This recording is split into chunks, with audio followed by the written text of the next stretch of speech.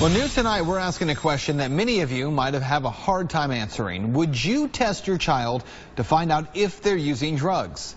For some parents, it might feel like a violation of trust. But one Metro Atlanta father says testing could have saved his son from the grips of addiction. The night team's Tracy Hutchins live in Midtown with a look at just how extensive the problem is here and how parents can fight back. Tracy.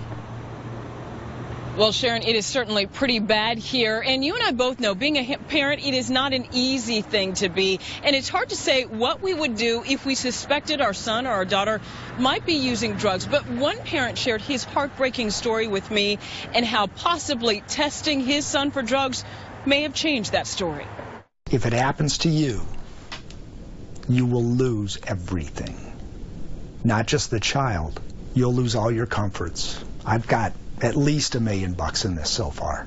Drugs have cost Tim Doherty nearly everything. His 23-year-old son is fighting a drug addiction he's had since he was a teen, a habit that started with marijuana, then pills. What other drugs over the last, say, 10 years have been involved? Virtually all of them.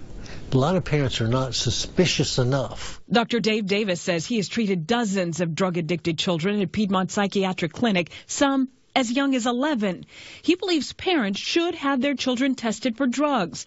The epidemic of opioids like heroin here in Georgia is why Dr. Davis says schools should drug test too. We have all kinds of kids who are drinking, using heroin, using narcotics, smoking marijuana, cocaine.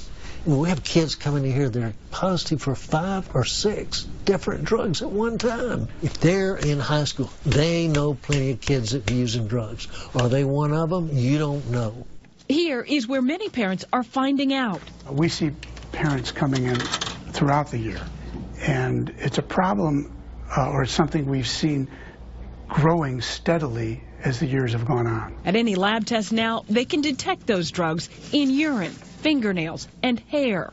Hair drug testing is a much better gauge of drugs that have been used over the past 30, 60, or 90 days. If I had to do it again, I would test him from an early age so that it became part of life. An age where, you know, you would assume that they wouldn't be doing anything.